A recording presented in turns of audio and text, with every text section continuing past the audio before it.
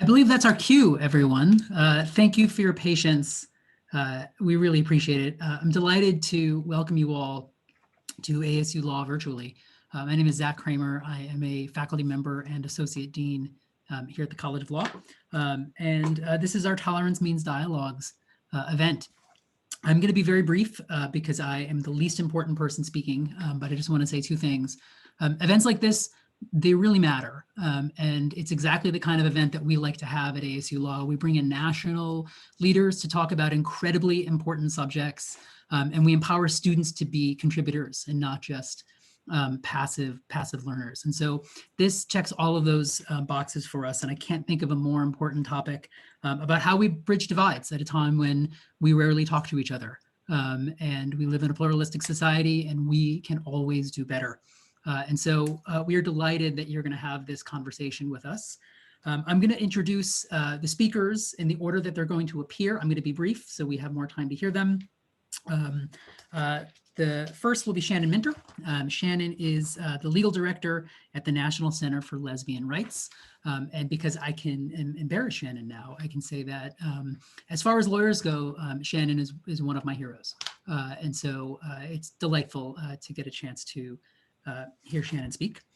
Next will be Robin Fretwell Wilson, who's not only the director of the Tolerance Means Dialogues program, she's the Mildred Van Voorhis Chair in Law at the University of Illinois College of Law, which, second to the ASU Law School, is the best law school in the world because it's my alma mater.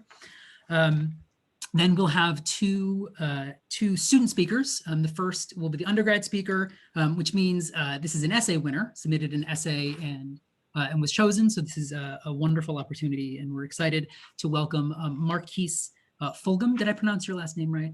Did I get it? I'm always so worried that people get my name wrong, which is an easy name, but I don't want to get anyone's name wrong. Marquise is a psychology major, a student veteran, interested in going into work in the mental health arena in the African-American community. So we're delighted to have Marquise here.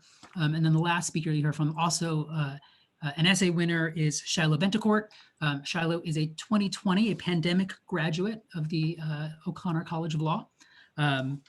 Shiloh passed the California bar in 2020, which is a big deal, and is currently a law clerk. Shiloh would have been involved in this program last year, but we got delayed by the pandemic, and so we extended it. And so even though Shiloh is no longer a graduate student here at the College of Law, we're delighted that she can participate in this event. So you all as attendees, you can submit questions into the queue, and when we have the question time, we'll get to you. Folks who are on Twitter, that exciting, lively place, you can tweet, and we will have those questions added to the queue as well. But again, on behalf of, I'm sorry, can I say one more thing? I just want to acknowledge the co-sponsors, because this would not have happened without them. The Fairness for All Initiative, we thank you. The First Amendment Partnership, we thank you. Outlaw, thank you. ACS, we thank you. The Federalist Society, we thank you. J. Reuben Clark Society, we thank you. And the College of Law. And that should tell you that is a diverse group of organizations. And it's delightful that those groups can come together and bring a topic like this for all of you. So join me in thanking everyone who's participating, who's sponsored, and let's welcome Shannon Minter. Thanks. Thank you so much, Dean Kramer, and thanks to all the co-sponsors. I am just delighted to be here. I love this event. I love the Tolerance Means Dialogue project, and it's really, I'm especially honored to be here today with Marquise and Shiloh. Your papers were so thoughtful and powerful, and it's just really cool that you can be here. So I am a transgender man. I'm an LGBTQ rights lawyer. I've worked in that field my whole adult life, my entire career. I was really involved in the marriage equality movement, been very involved in the transgender rights movement, and especially been involved in the movement to end conversion therapy, and was part of founding a campaign you may have heard of, the Born Perfect campaign, which has the goal of ending conversion therapy. So one of the things that I've learned often the hard way, and this has been very hard for me, is that as Justice Ginsburg once said, fight for the things that you care about, but do it in a way that will lead others to join you.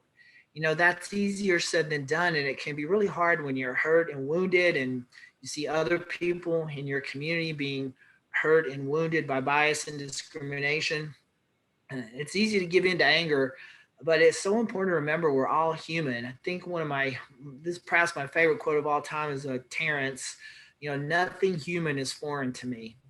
I'll just say, for example, as a white person, as someone who's never had to worry about my immigration status, I mean, I know very well that I have big gaps in my own understanding of my own privilege, and that I need to work harder to consider and understand, the impact of racism and discrimination based on immigration status. And I really want to extend the same charity to others that I give to myself, and to remember that not everyone is going to automatically understand or support LGBTQ people or issues. I think that's just particularly important now to remember when we live in such a polarized social and political environment. And it's been particularly painful to see the perceived conflict between LGBTQ equality and religious liberty just become so escalated. I will say that I think people on both sides are often too quick to just seize on any possible conflict and then to impugn the motivations of people on the other side. But the reality is, and I mean this from the bottom of my heart, we have so much more in common, LGBTQ people and conservative religious communities, than we have things that divide us.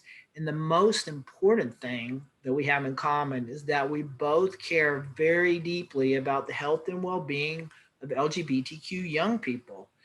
Many of those young people live in conservative families and live in conservative faith communities, and that alone should just be hugely motivating for LGBTQ advocates to want to reach out and build those bridges. And we see it can be done. It absolutely can be done. I mean, just next door to the south, I think, if I'm getting my geography right, in Utah became the first state with a Republican legislature to pass like a groundbreaking law in 2015 that both protected LGBTQ people and protected religious liberty. And Professor Wilson, I know you played a big role in that. And then Utah became the 19th state to protect young people from conversion therapy. And that was a huge partnership between LGBTQ advocates and the Church of Jesus Christ of Latter-day Saints. And there's also been, 20 states now. Utah is one of 20 states that have passed similar laws. And in almost every state, there's been a really strong bipartisan support for those laws. 8 of them were signed by Republican governors. I mean, this just shows we absolutely, when we put aside our differences and we focus on the values we have in common, which certainly includes protecting young people, we really can work miracles. And just want to close with share a personal story with you. I grew up in a very conservative part of Texas, a rural part of East Texas, in a very conservative family, very conservative religious community. And I had a really difficult time when I came out as a queer kid. It was rough. My parents didn't know how to support me or understand me. Nobody did around me, and I was experiencing a lot of harassment and discrimination at school. I was really afraid for my physical safety. And I will tell you, the reason I'm here today talking with you all is 100% because I had a teacher who was so supportive and caring and reached out to me, checked in with me every day. And Mr. Jackson, my high school government teacher, and he was a very conservative evangelical Christian. And he was very clear with me. He's like, look, I got to tell you, based on my religious faith, being gay, which is what I thought it was at the time before I came out as transgender, is I believe it's a sin, but I don't think it's any more sinful than anything else and many other things I have done. And it doesn't make me love you or care about you one bit less. And his support and caring was enough to keep, to help me survive. And I carry that with me to this day. And it's just, to me, that story is a really important reminder that you never know who may turn out to be an ally or a friend. So I'll stop there and turn it over to you, Professor Wilson. Shannon, thank you. Thank you to everybody for being here. I have to say, along with Dean Kramer, that Shannon's one of my heroes. And I picked up 2 new heroes today, and you'll see why, who are our conversation partners and our essay winners. So I'm going to share screen. I take the pointy-headed academic role. So I want to talk at kind of a 60,000 foot level about some of our divisions.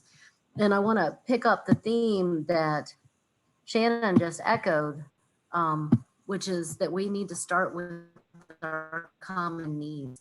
And I think they will take us to common ground.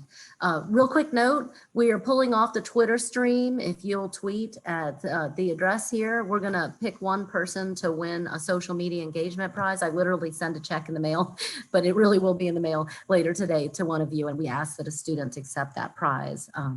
So I'm going to, as I said, just speak about common needs and try to segue to where I think we can find common ground and how.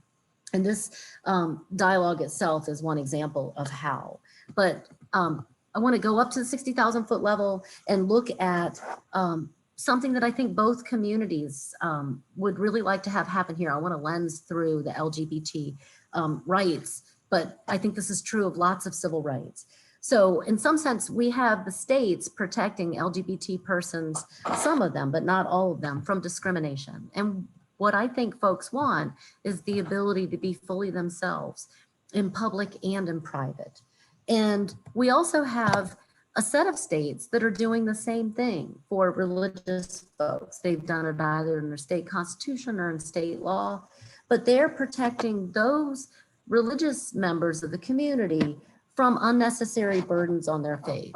In some sense, we could look at both sets of laws as allowing people to live with integrity about the things that are most core to them. Now, one thing that I see when I spend time in state houses, a really unfortunate trend that's been on display, is a kind of taking of the issues of transgender protections and trying to turn them back against the need to provide protection. So we all know that there's been this vilification of trans persons, and there's been a rise of the bathroom narrative. And I think that's really, really unfortunate. And I know firsthand that it has stalled some of the laws in states where I think non-discrimination should not be a complicated issue. Now, one thing that is heartening is that state lawmakers are working in real time right now to pass laws that protect everyone in the same law. And some of these are coming from Republicans. So for example, in the last few months, I've had conversations with lawmakers in 2 different states that have been talking about non-discrimination laws for the full LGBT community as a way for that state to compete economically with its neighbors. So a person who, for example, grew up in Ohio or Pennsylvania and happens to be trans or gay wouldn't feel like they need to leave the state in order to have a viable livelihood. And these states, I think, want to protect people, whoever they love, however they identify biologically, whatever God they worship, in the same law.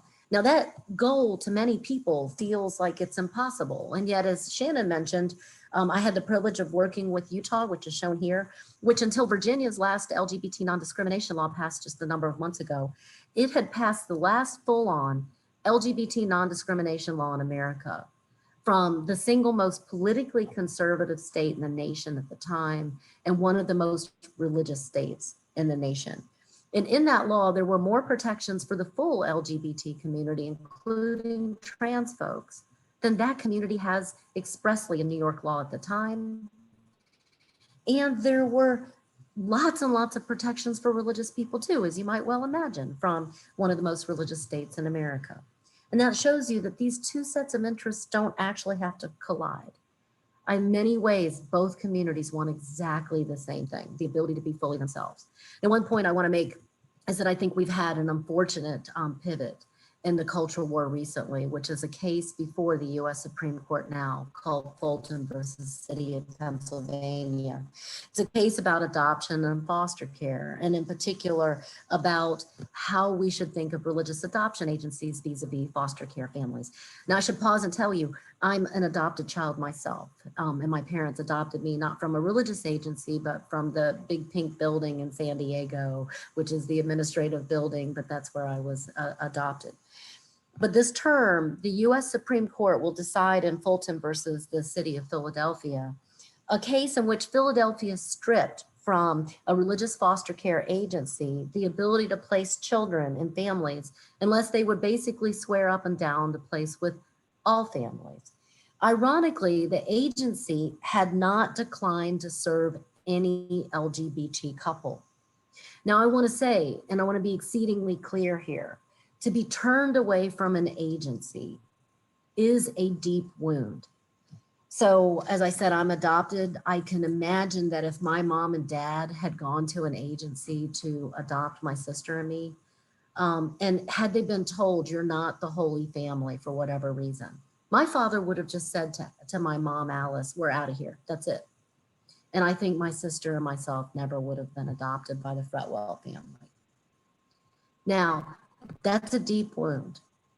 I think equally certain is the fact that we need all of these religious agencies, all agencies doing their important work. We have 423,997 children right now sitting in foster care waiting for permanent families like the ones that I have. So I think we've got to find a way forward that is all hands on deck for children. Litigation, and apologies here, Shannon, but litigation often is just giving us would-lose answers. It's not people sitting together trying to figure out how do we have it both ways. But we know that the single largest group of adopters in America are LGBT persons followed by religious persons, okay? And some of those religious agencies do amazing work bringing forward families to take kids on behalf of all of us. Now, everybody in this space is claiming that they're the one who's being wronged and discriminated against. And we know that agencies, this is not just an LGBT thing. We had some agencies in South Carolina that didn't only just turn away this couple, but they turned away a Catholic couple. They turned away Jewish couples because those folks they believed didn't have the right view of Jesus, okay? And they were waivers were applied for this group called Miracle Hill. This is the governor of South Carolina asking for that. The Trump administration did give them a waiver. And where that means we are right now is that lots of families aren't being served. And there's a serious risk that agencies will be closed. Now, whatever you think about this kind of clash, I think we have to remember that the measure of a good and decent society is how we treat each other, but not least, how do we treat our children? And we have to rise above these clashes and find some way to keep all hands on deck so that children have the promise of what's happened to me in my own life, which is to have a family, that's there for them forevermore. So I think we should be able to take children out of the culture where we can talk in Q&A about the ways in which we might do that. But what I'm really, really pleased to do, I'll close here on this point, is not only to thank everybody who brought us this far, not least of which is, my team who's been flooding ASU with emails, but to listen to our Tolerance Scholarship winners. I really think Shiloh and Marquise are incredibly gifted, but they're the way forward. And thank you.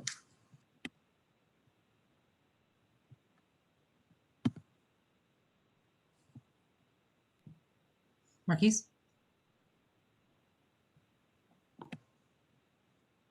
Sorry, I was muted. Well, good afternoon, everyone. And I wanted to read my essay today, but before I do that, I'd like to thank those who put this event together and the people who are attending. I feel irritated when someone says they'll tolerate me, and I experienced a similar feeling trying to define tolerance for this essay. When someone says they will tolerate me, it invokes a negative idea or feeling, and I'm not thinking this person accepts who I am. Early experiences taught me that if my behavior was being tolerated, there were negative consequences to look forward to, ranging from verbal disputes to fistfights. If that word were used, it meant that someone was low on patience, and I would have to dial back on whatever they disliked or continue and suffer the consequences. I also learned that my tolerance would not be rewarded the way I'd like. When I enlisted in the Marines, I convinced myself that it would be an escape from the prejudice of the outside world, and I'd find satisfaction in my service with like-minded people. It goes without saying that there were good people I bonded with, but overall, it was dissatisfying. Nothing went the way I thought it would. My peers expected me to be the quintessential Black male who played sports and was chronically angry. So I made it my business to break Black stigmas. I learned to swim, shoot, and speak properly. I avoided chicken and purple drinks, never touched a watermelon, and hell, I even stopped swearing for a few months. Near the end of my enlistment, I learned that none of it mattered and my identity was lost.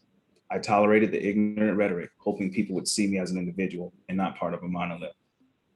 My idea to change their minds backfired, and I spent a year angry with myself. I'd compromised my identity by depriving myself of things I used to enjoy and changing mannerisms that were unique to me. What's worse is that I alienated myself from the Black community. I couldn't bond with them over the food, the jokes, the activities, or conversations because I forgot how to be genuine. The world I tried to convince rejected me, and I was unfamiliar to the people I called my own. There are two types of tolerances in America. One involves putting up with something or someone, and the other waiting patiently for different results.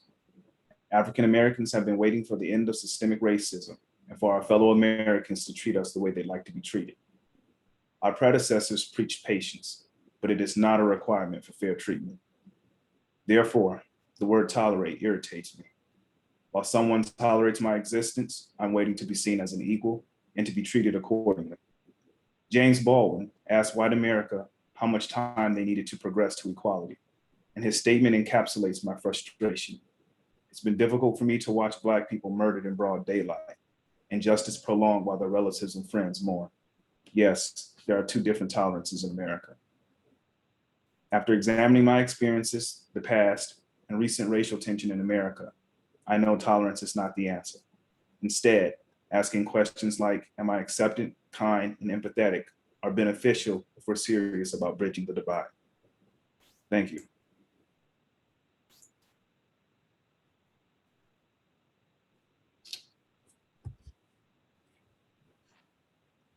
Thank you. That's excellent. We appreciate you.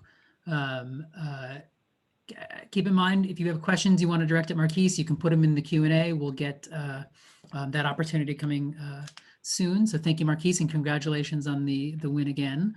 And then let's welcome Shiloh. Hi, I too will read my essay.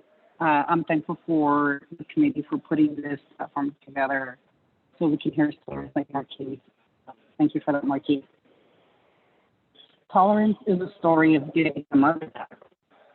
We had not talked a few years after we had the talk. It was a talk where I told her that our Christian faith was homophobic and that I was transgender. The truth is, I didn't know myself what transgender was, nor did my mother. But I did know that that word was more in line with how disconnected I felt from my body, with the disconnect between the boy that I saw in the mirror and the girl I felt inside. During the years of not talking to my mother, I was harassed out of work, out of house rentals. I trained many hours with the relational center, and I had very long and honest conversations with my medical doctor. In doing that, I realized my own misconceptions of being transgender. When I did, I was able to appreciate my mother's concerns with me being transgender. We reconnected. By the end of many hours of catching up, we both had a greater understanding of each other.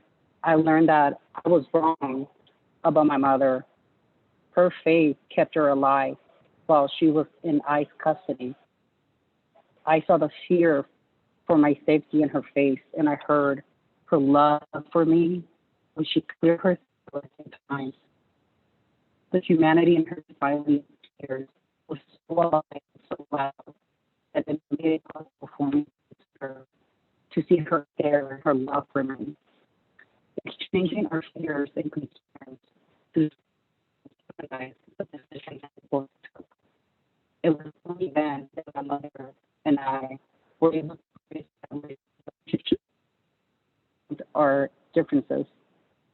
She remains committed to her Christian faith, and I remain committed to living a full-time life as a transgender woman, while still being able to be a daughter to my mother and practice my Christian faith. The Relational Center is a nonprofit organization in Los Angeles that focus on developing tools that help people relate to each other through cafe-style training sessions. These sessions enable me to meet and learn from groups of people, both personally and professionally, that I would otherwise fear to meet. This was possible because our teachers taught me how to use radical inclusion and empathetic listening as tools to cultivate relationships and to build tolerance. In short, tolerance is self-awareness. It is being respectful enough to realize that you don't know everything, but being willing to respect what you don't know, and curious enough to ask. It means listening with an empathetic ear. It is realizing that when people belittle your views or your existence, they're simply unaware and unsure.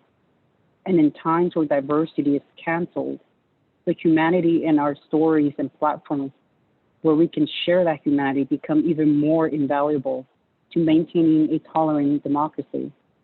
Our humanity is what keeps citizens together and the fabric of democracy intact. I invite people to share their stories and to hear the song of divergent stories with empathy. We may just be inspired. Thank you.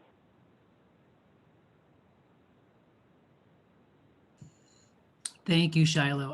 Because of the webinar format, I'm not sure that either Shiloh or Marquise could see some of the participants clapping. And so I just want to make sure you all saw that. Thank you both for that. There's actually some questions in the Q&A directed to both of our students. So I'm going to just move us over there. The first one is for Shiloh. It's coming from Vice Provost Tiffany Lopez. And so the question, I'll read it and then I'll post it. Shiloh, what do you see as the power of storytelling in cutting through polarities and divisiveness?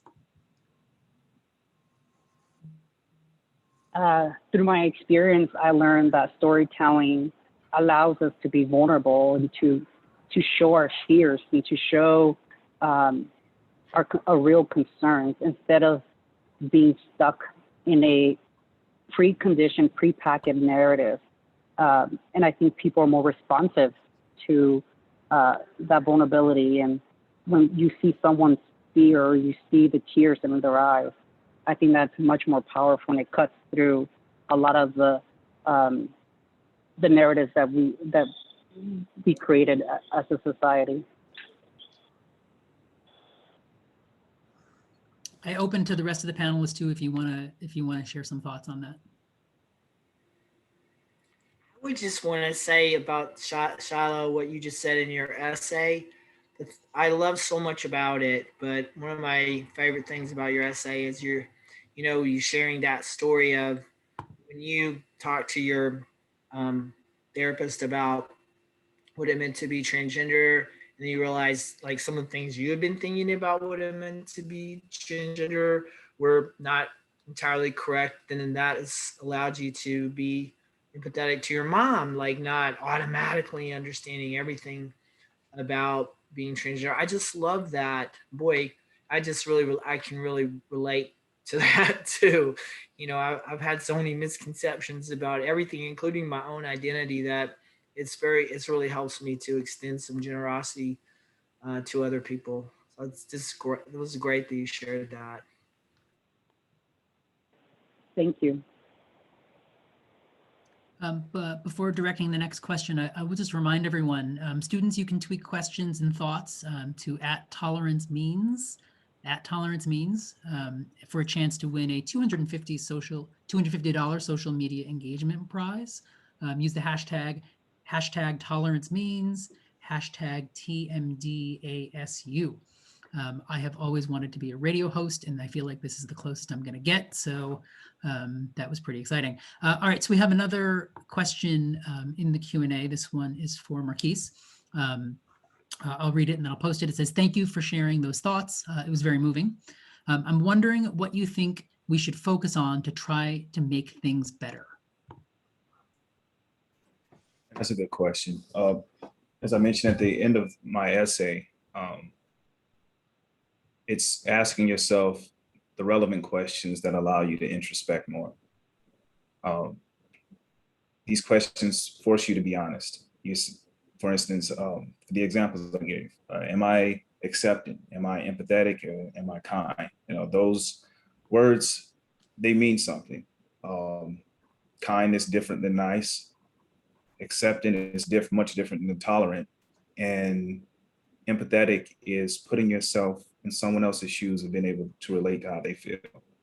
And if you can put yourself in the predicament of, say, the transgender, the homosexual, the Black man, the Asian, and you say, would I enjoy if someone treated me like that? It seems like a real elementary question, but I'm not sure many people actually put themselves in that perspective. If they did, you wouldn't enjoy a knee on your neck. You wouldn't enjoy being pulled over for minor infractions that could be overlooked.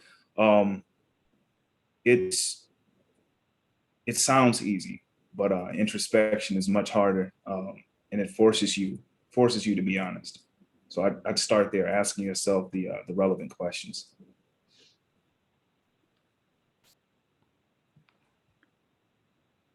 Did anyone else on the panel want to chime in on that?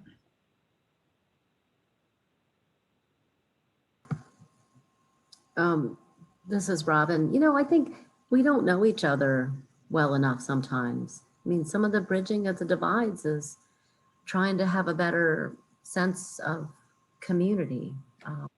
And I think that's challenging us. And to go to the Vice Provost's question about stories, I think one of the things that can help us forward is to link our experiences to each other. They're not unlike, we're not unlike each other, and to remember that, I think, will help us. Say too, I think what you just said is very profound about asking yourself those questions. It's just making me reflect that it's so easy to have like an immediate burning sense of injustice, when I feel like I've been mistreated for being transgender or whatever. But it's so easy when I see other people talking about their experiences of bias or discrimination, especially if it's something, if someone's trying to share with me something I've done that's been hurtful to them. It takes so much effort not to immediately just dismiss it or come up with a million reasons why, oh, well, they may feel that way, but they're not understanding my intentions or something like that. It's just, holding ourselves honestly, like you said, to that standard of asking those questions in a real way. It's just a great point that would go quite a long way. One of the things that strikes me about all of the different parts of this discussion is how I believe everyone talked a bit about kind of what I would call authenticity, about being yourself, being true to yourself. And I'm curious what you all think, and I would love to hear all of you on this. How can we cultivate that? Because it seems to me that children are very good at it, and we beat it out of them. And so I'm wondering how we can cultivate that, toward, when Shannon talked about charity, when Marquise talked about empathy, because it seems all connected. And I'm curious to hear your thoughts about how we all can do in our daily lives better about cultivating and teaching that to young folks as they grow up. I hope I answered this right, but kids learn better through observation more than they would from a lecture. So if the question is, how can we teach our kids, the younger generation, this introspection, it comes through our actions. And that in itself is difficult. That the first issue is doing it ourselves. And through that, they see our example and they're like, okay, that's how you do it. And it's not that we're teaching them to think like us. We're teaching them this thought process is what we're doing. So.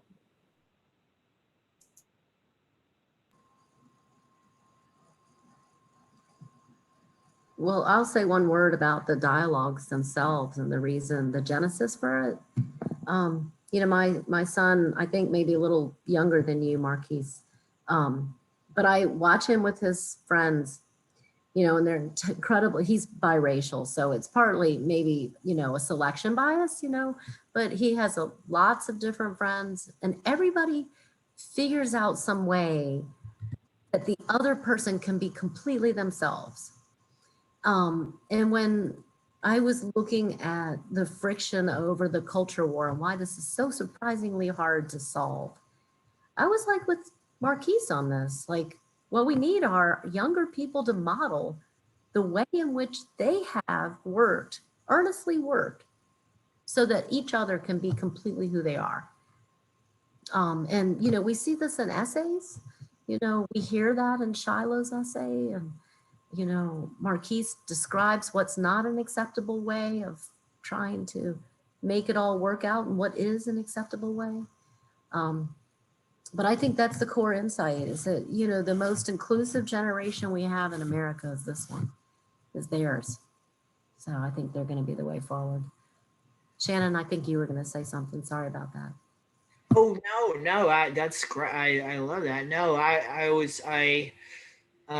the part of your essay, Marquise, that struck me the most was when you talked about, uh, uh, um, you know, trying to prove when you were in the military to prove to others that their stereotypes were not correct, and that in the process, their racist stereotypes, and in the process, you kind of, you know, suppress so much of your authentic identity that you end up being, you know, feeling angry and that you had alienated yourself from your own community. I mean, oh my gosh, I bet you every LGBTQ person listening to that could relate to that, about just this mask you want to wear to try to prove that you're okay and that you're not, you know, that you that the negative beliefs and stereotypes people have are not true. But it's so stultifying and it's so deadening, and it takes so much courage to not do that and to share with people our authentic selves, and yet the rewards for that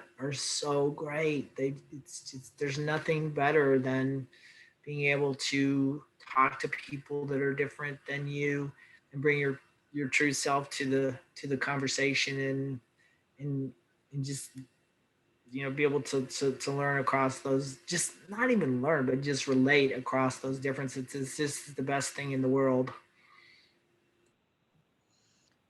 So this is exciting. This is very circuitous. We have a question from a panelist. And so Shannon wants to know from Marquise and from Shiloh, could you talk about whether students are able to have good discussions across political and social lines, and what helps or hinders that? It's a great question.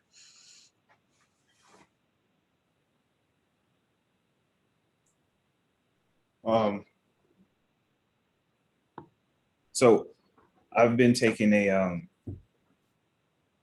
memory and cognition psychology class, and with Professor Holloway. And surprisingly, we get around to the lectures, but he starts his lectures off with what's going on, right? This is pretty much the theme of it all. It's like, what do you guys think about COVID? What do you think about what's contemporary events? And I think it's, you know, it struck me as like, it was off topic at first. And I'm like, okay, what is he doing this? But he created an open space for dialogue. And I think that the way I think that that's definitely a good approach to getting the ball rolling. I think schools impede students' abilities to have those conversations when we make everything this super nice environment. It's an overcorrection where you need conflict, you need friction to make progress. It can't be that you go into a conversation with this passiveness, this smile that says, okay, everything's fine. Well, that irritated me, but this isn't the place for that. And it's hard not to notice. I know I noticed it in my college courses. And schools do more damage than they think they do when they impede that kind of dialogue. It's necessary for students to engage with each other. It's necessary for the emotions to come out. And I think through that, we develop an understanding with each other. You start to see that the things that constitute this person's belief are the same things that constitute yours. You just believe in different things. So. I'd like to add to Marquise, I think to his comment, I think what Marquise has identified is a cultural defect. It's a deficiency in our society. We don't have the tools to how to connect to people, how to engage at a level where our relationships are more authentic and in the form of humanity, in the form of, I see you for a human. We may disagree, and I'm going to fight the impulse to bluntly or aggressively disagree with you, but still see your point of view, and we can still have lunch or dinner after, right?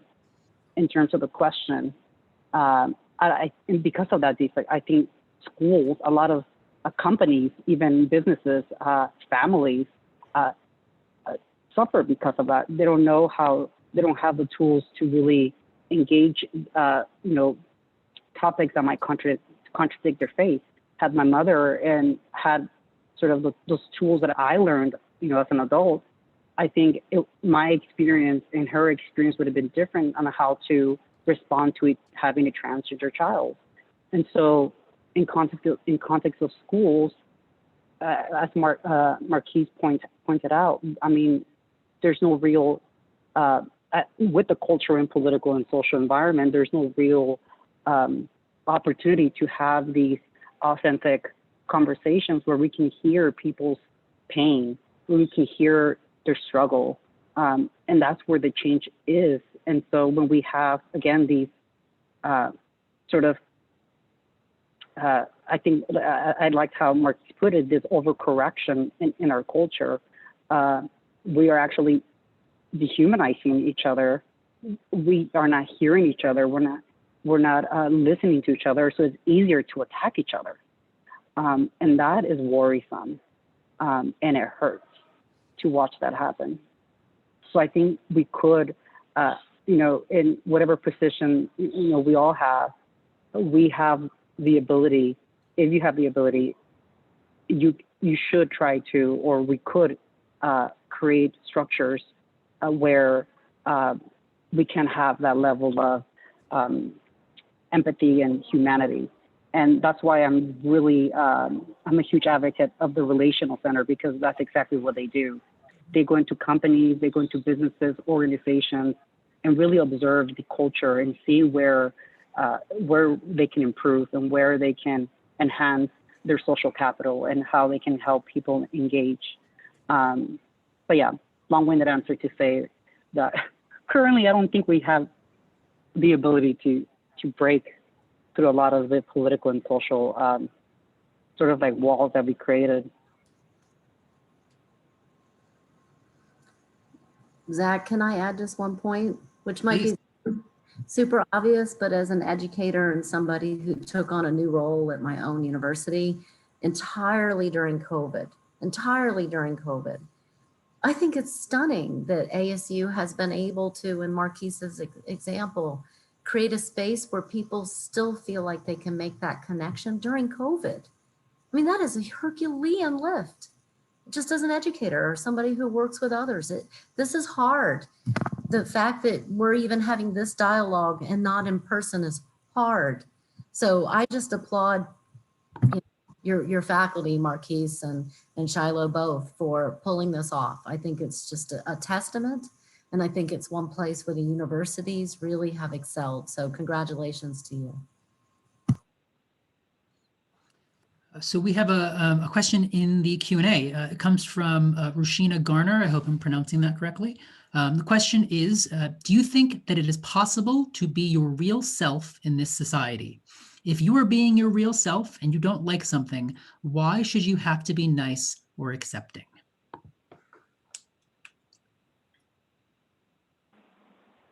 Well, if you're a serial murderer, you should probably not be yourself.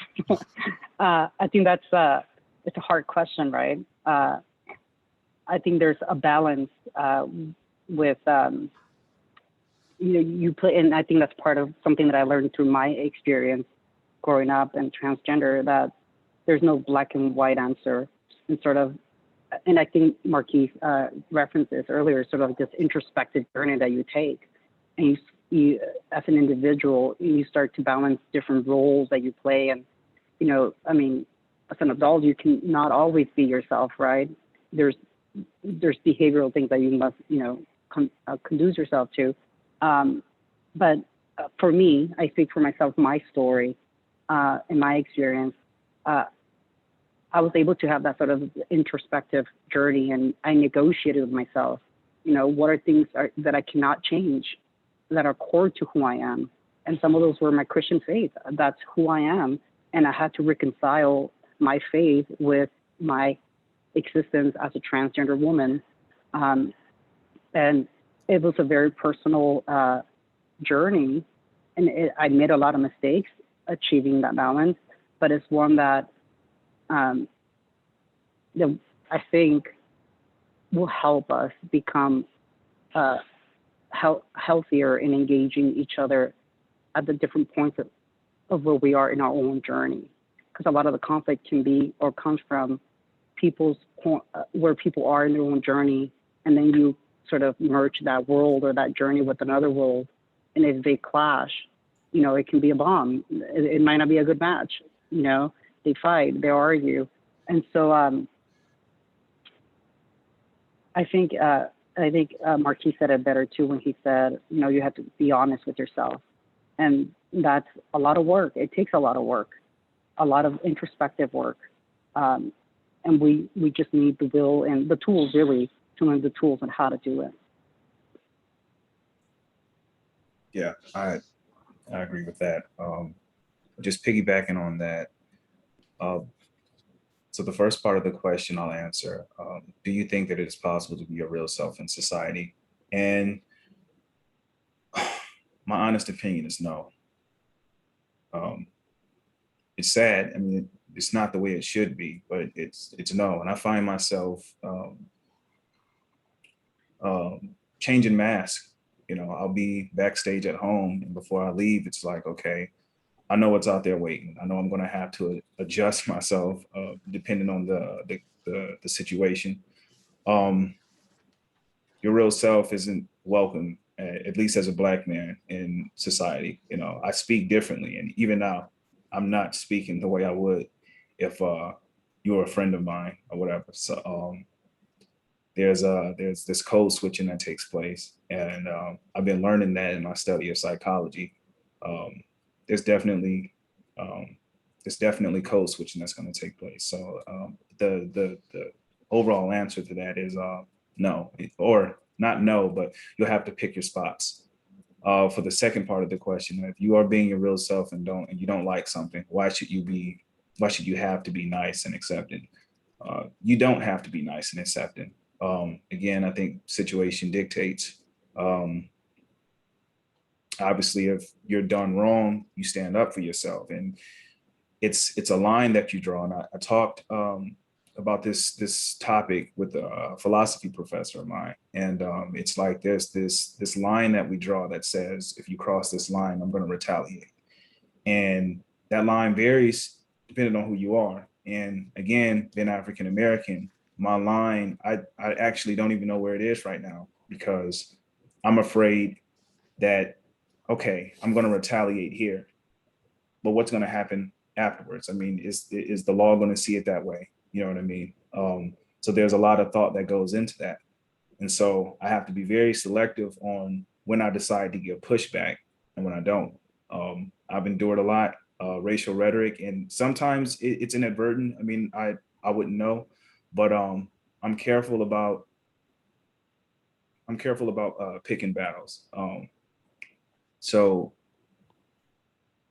to sort of sum all of that up, it's like, you can be yourself, but pick your spots, which suggests that's another problem. I mean, it shouldn't be that. That's actually a huge problem. But it's what we've got so far. In terms of progress, even that word itself is just irritating, because it's like, Jesus, there's some things that you progress towards, and there's some things that we should just see as inherently, this is not right. I mean, you progress when you pay bills. You progress when you're playing a sport, and you get better over time. I mean, progressing towards equality is not something to be proud of. Like we look, we've made so much progress from then, and it's like, yeah, but I mean, I wonder if Trayvon Martin would see it that way. He drew that line as well. He was being himself, and so many others, but yet they paid the ultimate price for it. So that's a very good question, and that's the best I could do. Thank you for that to both of you. The Q&A is heating up, so I'm going to keep pushing forward.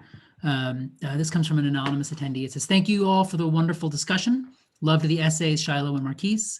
I'm deeply struck by Shannon's graciousness in talking about how we all struggle with ignorance and trying to figure all this out.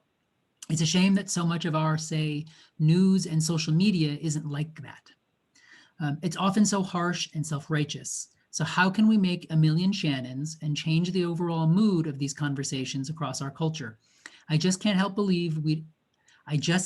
but believe we'd all be so much better if we knew there would be grace for us when we say and do the wrong things." That's very nice. Thank you for saying that. But look, I don't think I'm unusual at all. I think most people in this country are desperate to have an environment in which we can talk with each other and not such a punitive environment where it feels like sometimes the least little mistake there will be no mercy and no forgiveness. So I actually think we just need to be a little bit braver about saying that. I think when we do, we'll find, oh my gosh, that people are relieved and everyone's like, oh good, let's just get real and talk with each other. I do want to also acknowledge, though, Marquise, what you were just saying.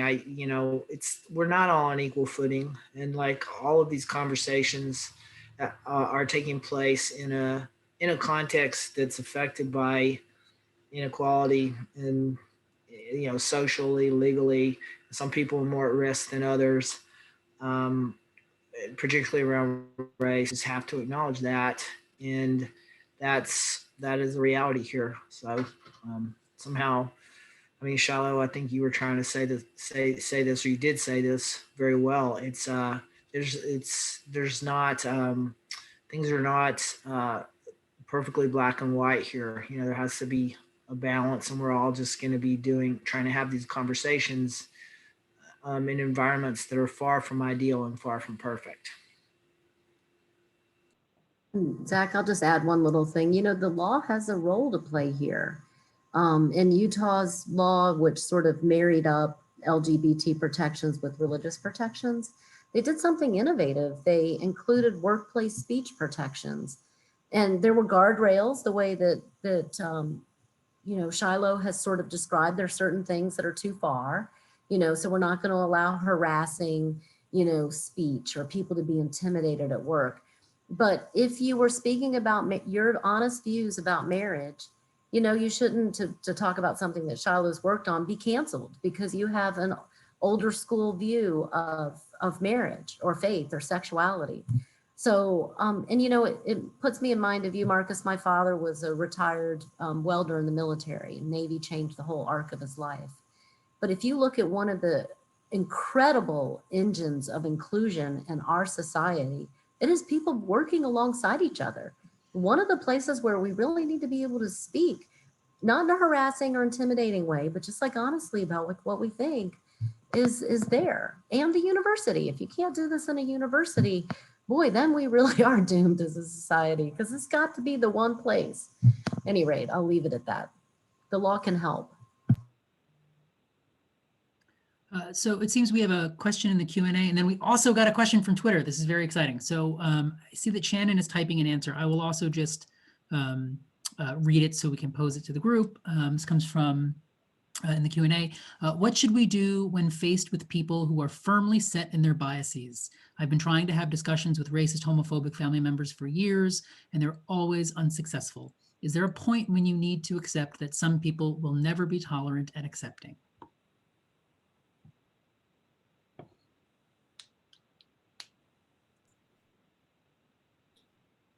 I can maybe shine some light on that idea in context to my experience with my own mother. I guess some would call her, transphobic, and some would call her homophobic. And at the age of 15, that's exactly the words. Well, homophobic, because I didn't know transphobia yet, but it was definitely a word that I associated with her because of her faith, and quite frankly, my faith. But I think over the years, I came to realize that I'm not in a position, or it's not my duty to change people. But by being authentic to myself and being human to them, respecting them, loving them, hearing them out, it was only then that I was able to really reach my mother, and I was really able to connect to her. And then we were able to create a relationship that worked for both of us. So I think, show love, show empathy, show, that you're just a human. And I think when you show that, people are more loving, and it's harder for them to hate you than, like in my case, I pushed my transness, my gayness, because I was gay before trans. I pushed it onto my mom. I forced her to, I was trying to force her to accept, and very fast and really quick, and she was just not ready. So in many cases, it's just a matter of time and people growing and, realizing their own misconceptions. It's a long journey sometimes, but sometimes it takes just patience and some time and, the empathy. So we'll turn to the question from Twitter. It says that social media can create connection, but it can also create echo chambers and cultivate divisiveness. How can we promote tolerance and genuine conversation in a world of Twitter bots and trolls? Do you think social media has been more helpful or harmful?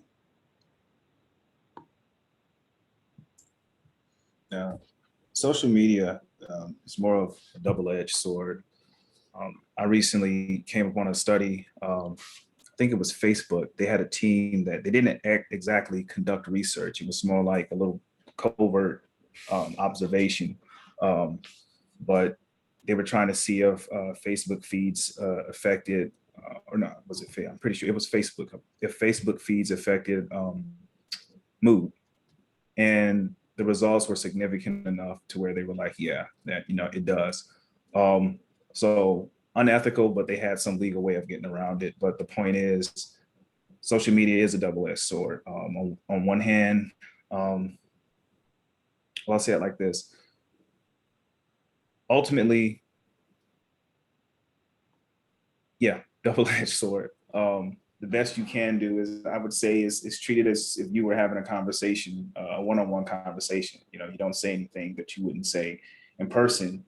Don't spread messages of hate, and don't engage in conversations with people who do. I found that my most frustrating conversations have been online, have been on social media. So you try and avoid those kind of conversations, because chances are you're not going to be able to. It's hard enough to communicate as a human being when you're doing it over an electronic device. Those are two different things, two different fields. There's different kinds of psychological noise. And so you got to understand that you're not going to be able to change anyone's mind over social media, or at least don't bet on it. So just be a good person all around. Don't tolerate the ignorance. Don't promote it. Don't respond to it. Just be yourself.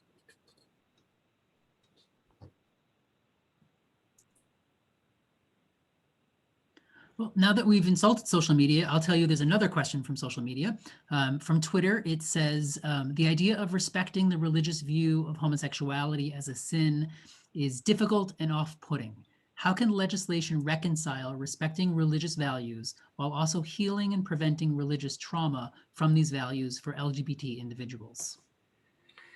Yeah, that probably got spurred by my sharing that my teacher had said something along those lines to me. I'll just say on an interpersonal level, I think that relationship and conduct, and how someone treats you, and just you can tell when someone's accepting and loving, when they're not, is so much more important than whatever beliefs or doctrines a person may hold.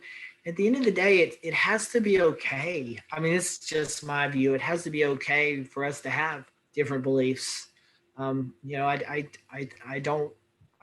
want to impose my beliefs on others, and I don't want others to impose their beliefs on me. But I do want everyone to be held accountable to both the social requirement and a legal requirement that we treat each other equally and respectfully.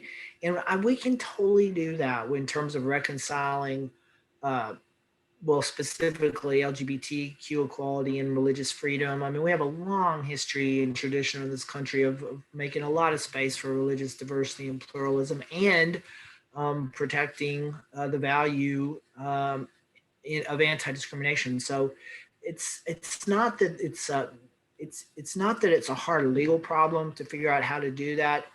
What's hard is just getting past the social mistrust and the cultural mistrust and mutual suspicion, which can sometimes even cross the line into a kind of mutual paranoia. And like I said before, just assuming the very worst about people on either side of some of these legal debates. But I'm really encouraged. I'm encouraged by events like this one, which I think and are proliferating. I just think a lot of the conversation we're having here today is a conversation that a lot of people are realizing they want to have. And I really feel the beginnings of a change in our culture around these issues. There's a wonderful question in the Q&A. After thanking you all for your personal stories, the question is, in a world that can be so negative, can you share an experience that made you more positive?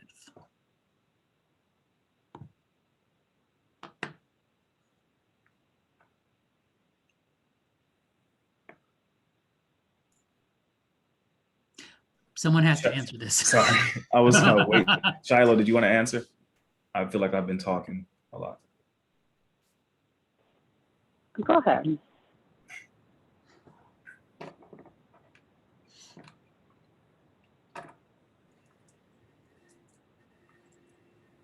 Marquise, you should go. Shiloh, Oh, sorry. I couldn't. I'm sorry, I couldn't hear. It must have cut out. Yeah. So after I got out of the military, it was straight to college. That wasn't the original plan, but I went anyway. And I had a friend that was actually from the same company, same unit as myself, and we went to the same school.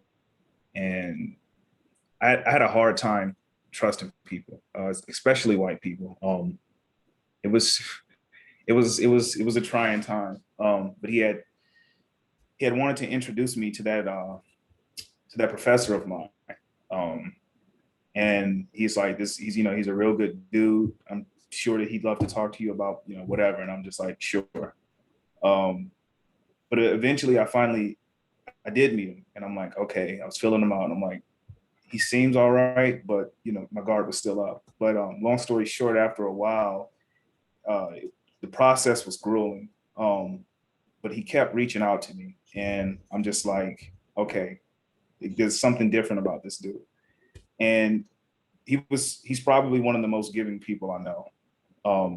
Him and his family, like they treated me like I've been their friend their entire life.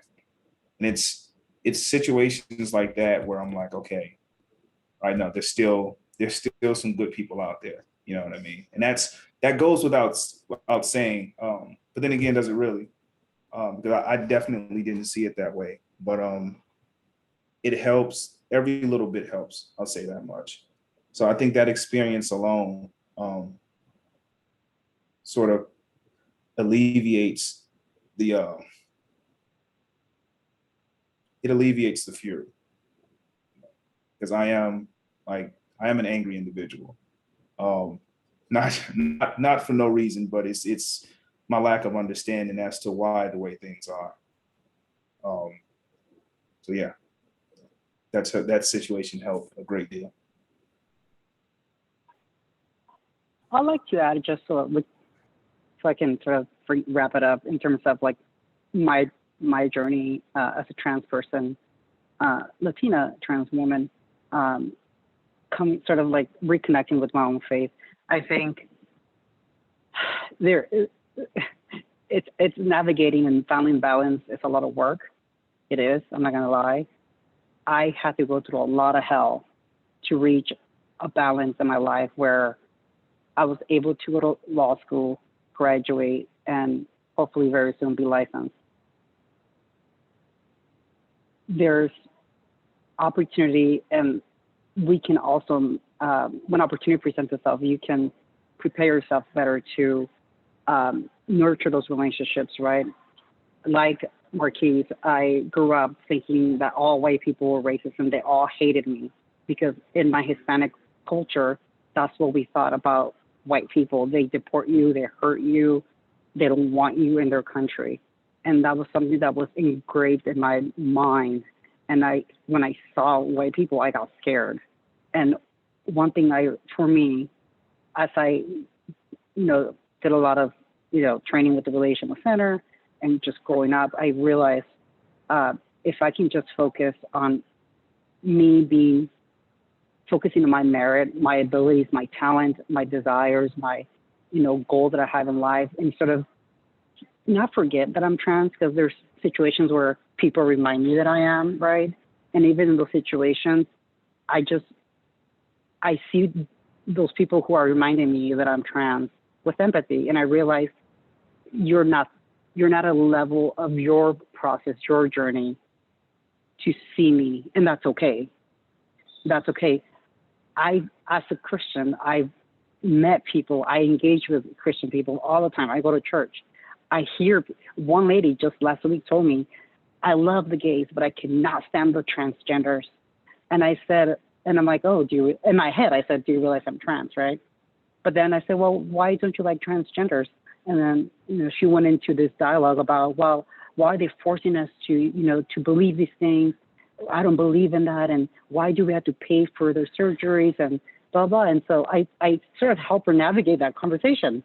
And I said, well, it sounds like you don't really hate transgender people. You just hate that they're forcing you to believe in this idea and then making you pay for it. She goes, yeah, I hate that. And so I said, so you don't hate trans people? She goes, I guess not. And so for me, I was able to engage her at the level because I've been able to grow in my own journey, right? At that point, had I not, I would have probably rejected her. I would have probably called her a transphobe and you hate trans people. But these are the conversations that we have to have. And it's beautiful when you're able to guide or help someone sort of realize that you're not necessarily transphobic or homophobic. It's maybe, it goes to something deeper. And when you see that those values, sort of like at the bottom of, the ocean, you realize, oh, wow, well, it's embedded in this, or this, whether faith or fear, or someone pushing some ideas on you. So I think there's hope. I think we can create, that change we want to see. And it's a battle. Somebody just literally told me they hated my existence. And it's someone who has the same faith as me. And so for me, for my journey, that is tolerance.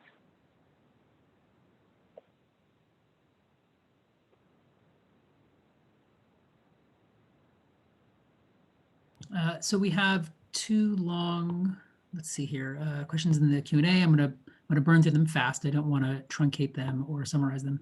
I can't talk openly in the university because when a peer of mine attended a Federalist Society event and subsequently said she met some nice people, she was told by other classmates that she was associating with Nazis. Fortunately, the administration made a statement disavowing her mistreatment. However, this event made it clear to me that I am unable to speak my mind, seeing as how my personal values align closely with the Federalist Society. What is the point of having legal protections if the social climate is one in which people can dogpile another person for saying they met some nice people on the other side of the political aisle?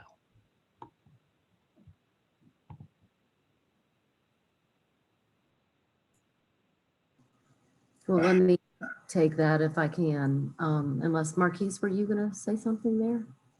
Oh, no, you're fine. Well, I think that's really tragic. And I'm proud of your administration for saying it's not acceptable. I think about all the people I've made common cause with, and they're so wildly different from me. And good things came out of it. So I think the legal protections aren't nearly as important as the experience. You know, Marquise has been talking about this, gentleman he went to school with. Shyla's been talking about people she's in community with. And I think at the end of the day, that's what matters. That's what pays those dividends. So I think it's hard. I think just being a member of our society is hard, and it shouldn't be like this.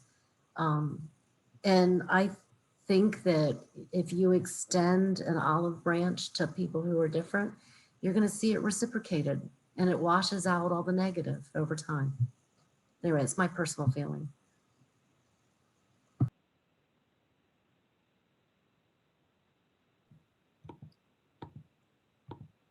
All right, so I imagine this will be the last question, and I think we probably have time for a quick answer.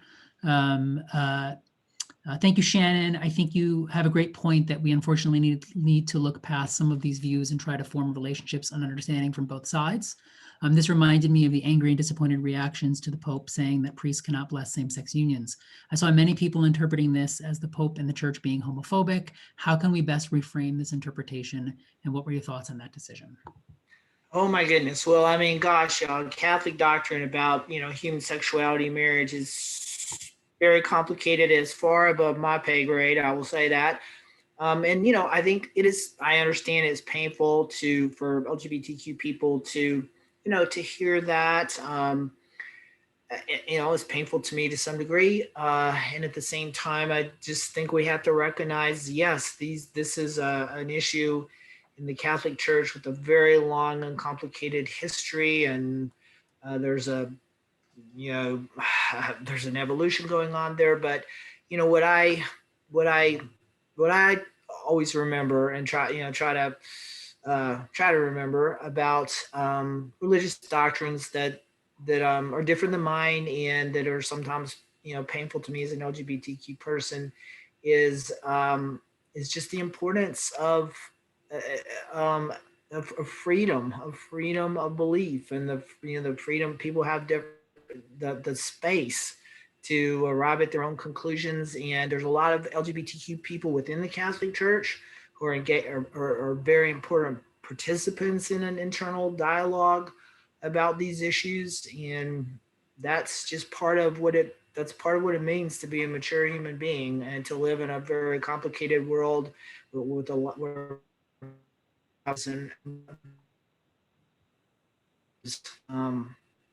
And again, there's a big difference, I think, between doctrine and the way people are treated. And I think I will just say that I've been so encouraged and just lifted up as a human being by the way that Pope Francis has embraced LGBTQ people as people and has recognized our humanity. Just direct you all to the chat. We have a social media engagement winner. It's Becca Ballack. I hope I pronounced that right. Becca, send Professor Wilson an email, wils@illinois.edu, and you will have made some money. I think that closes us out. Professor Wilson, is there anything left to do on your end?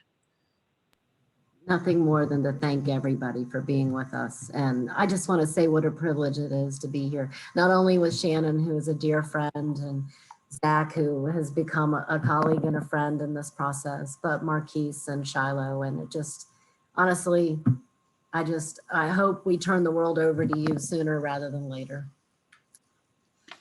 So thank you all for coming. We appreciate you spending this time with us, and please go out and be gracious and kind and have empathy and be yourselves. So thank you for joining us today. Thank you. Thank you.